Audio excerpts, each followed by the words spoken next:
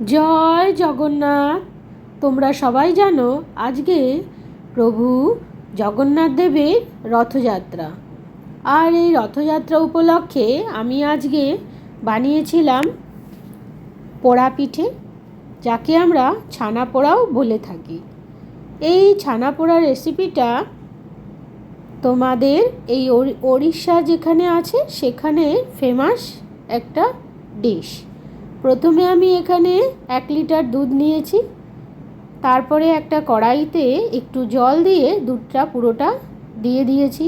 ওপর থেকে 2 বাটি লেবুর রসও অ্যাড করেছি। তারপরে দেখছো ছানাটা ভেসে গেছে, মানে ভেসে উঠেছে।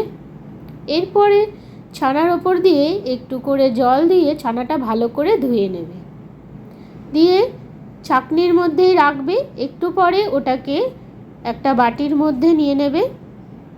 আমি এখানে চিনি আর সুজি দুটো সম পরিমাণেই নিয়েছি। আর নিয়েছি বেকিং পাউডার, বেকিং সোডা, একটুখানি নুন, মানে 1 চিমটের মতো। আর নিয়েছি জায়ফল, যেটা আমি একটুখানি গ্রেট করে নিচ্ছি। এরপরে আমার কাছে একটুখানি সন্দেশ ছিল, ওটাকে আমি ম্যাশ করে দিয়েছি। ওপর থেকে একটু ঘি দিয়েছি, দিয়ে এটা কমসে কম 15 মিনিট ধরে ম্যাশ করতে হবে, মানে ভালো করে মিক্স করতে হবে, যতক্ষণে না একটা সফট টেক্সচার চলে আসছে। অবশ্য আমি লাস্টের দিকে একটুখানি দুধ অ্যাড করেছিলাম, যেটা খুবই অল্প, মানে ওই 2 চামচের মতো। যদি এটা শক্ত হয়ে যায়, মানে একটু হার্ড হয়, তাহলে তোমাকে ওপর থেকে একটু দুধ দিতেই হবে। এখানে তোমরা জলটাও দিতে পারো। দেখছো আমি কিভাবে ভালো করে ম্যাশ করে নিয়েছি। এরপরে তোমার যে এই মিশ্রণটা অন্তত 30 মিনিট ঢেকে রাখবে, কারণ ওর ফলে ওই ছানার টেক্সচারটা একটা ফ্লফিনেস আসবে, মানে সফট হবে। তাই এটাকে রেস্ট দিয়ে রাখতে হবে। এখানে আমি যে ছানার জলটা পেয়েছিলাম ওটা কিন্তু আমি ফেলে দেব না। এটাকে আমি আটা মাখা অথবা ডাল বা কোনো স্যুপতে আমি ইউজ করে নেব। এরপরে একটা পাত্র নিয়েছি, সেখানে একটু ঘি দিয়ে পাত্রটা গ্রিস করে নিয়েছি। আর কলা পাতার ওপরেও একটু ঘি দিয়ে গ্রিস করে নিয়েছি। তারপরে 2টো কলা পাতার আমি লেয়ার দেব। এরপরে যে ছানার মিশ্রণটা করেছিলাম সেই মিশ্রণটা আস্তে আস্তে করে সাজিয়ে দেব ওই পাত্রটার মধ্যে। তারপরে একটা আমি এখানে কড়াই নিয়েছি, সেই কড়াইটাই আমি বেক করব। প্রথমে আমি কিছুটা স্যান্ড নিয়েছি, যেখানে প্রিহিটেড করে নিয়েছি প্রথমে গ্যাসে। তারপরে ওই বাসনটার মধ্যে যে আমি মিশ্রণটা দিয়েছিলাম ওখানে আমি কয়েকটা কাজু দিয়ে গার্নিশ করে নিয়েছি।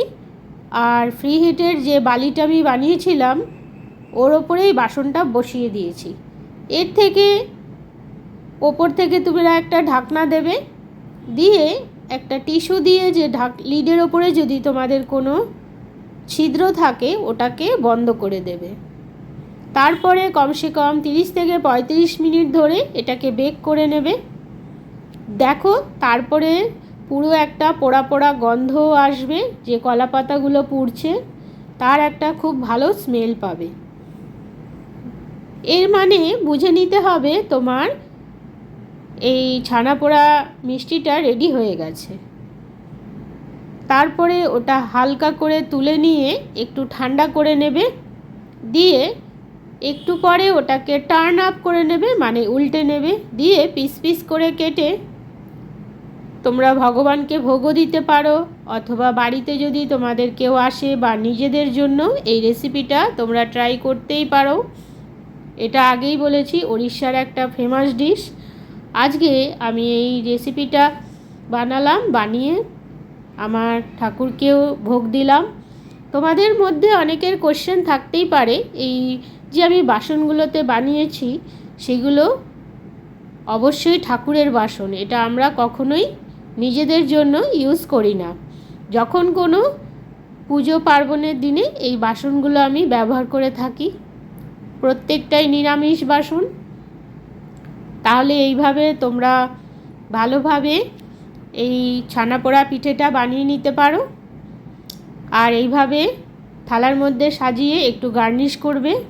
ওপর থেকে আমি একটা খুব ইম্পর্টেন্ট জিনিস দিয়েছি, যেটা হচ্ছে তুলসী পাতা, যেটা না দিলে ভগবানের ভোগ নিবেদন করা একেবারেই চলবে না। উনি কিন্তু খুবই রেগে যান।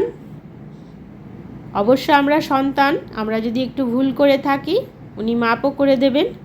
জয় জগন্নাথ, হরে হরে কৃষ্ণা। তোমরা ভালো থেকো।